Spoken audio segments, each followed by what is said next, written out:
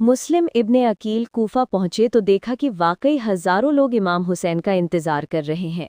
उन्होंने इमाम हुसैन को खत लिखा कि कूफा की स्थिति अच्छी है और वे यहाँ आ सकते हैं।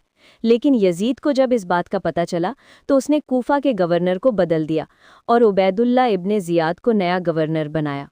उबैदुल्ला इब्ने जियाद एक क्रूर और चालाक व्यक्ति था। उसने कूफा पहुंचते ही सख्त कार्रवाई शुरू की। मुस्लिम इब्ने अकील को पकड़ा गया और उन्हें शहीद कर दिया गया।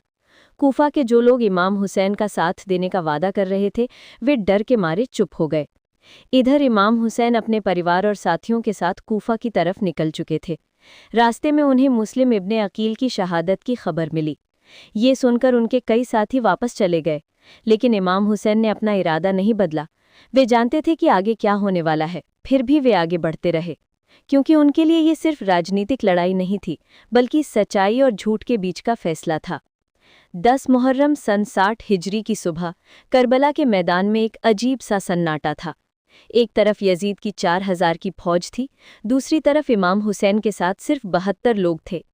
इनमें उनके बेटे, भाई, भतीजे और कुछ वफादार साथी शामिल थे। पानी का रास्ता 3 दिन से बंद था।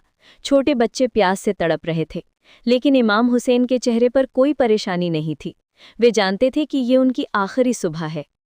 सुबह की नमाज के बाद इमाम हुसैन ने अपने साथियों से कहा कि जो चाहे वापस जा सकता है। उन्होंने कहा कि यजीद की दुश्मनी सिर्फ उनसे है, बाकी लोग बच सकते हैं, लेकिन किसी ने उन्हें छोड़ने से इनकार कर दिया। सबने कहा कि वे इमाम हुसैन के साथ हैं, चाहे जो भी हो। ये था उनके साथियों का प्रेम और वफादारी का जज्बा। लड़ाई शुरू हुई तो एक एक करके इमाम हुसैन के साथी शहीद होते गए। पहले उनके साथी, फिर उनके भाई अब्बास, फिर उनके बेटे अली अकबर।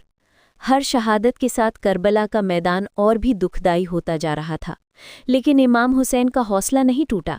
वे जानते थे कि ये कुर्बानी व्यर्थ नहीं है।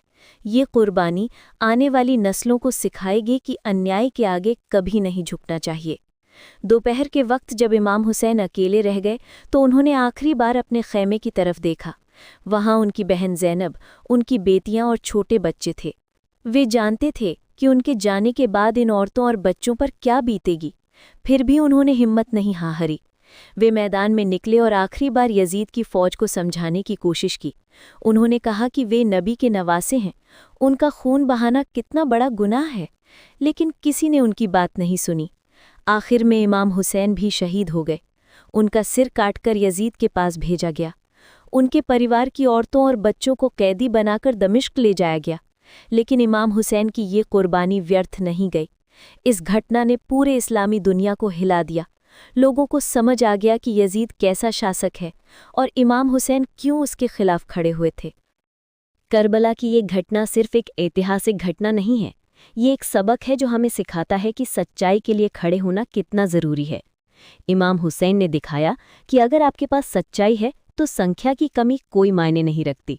चाहे आप अकेले हों या आपके साथ कुछ ही लोग हों, अगर आपका मकसद सही है तो आप कभी हार नहीं सकते। आज भी जब कोई अन्याय के खिलाफ आवाज़ उठाता है तो उसे इमाम हुसैन की कुर्बानी से प्रेरणा मिलती है। करबला का संदेश ये है कि जुल्म के आगे कभी नहीं झुकना चाहिए, चाहे कितनी भी कीमत चुकानी पड़े। इमाम हुसैन ने अपनी जान देकर ये साबित कर दिया कि सच्चाई अमर है और झूठ का साम्राज्य कभी टिक नहीं सकता। उनकी यह कुर्बानी आज भी हमें राह दिखाती है और हमेशा दिखाती रहेगी।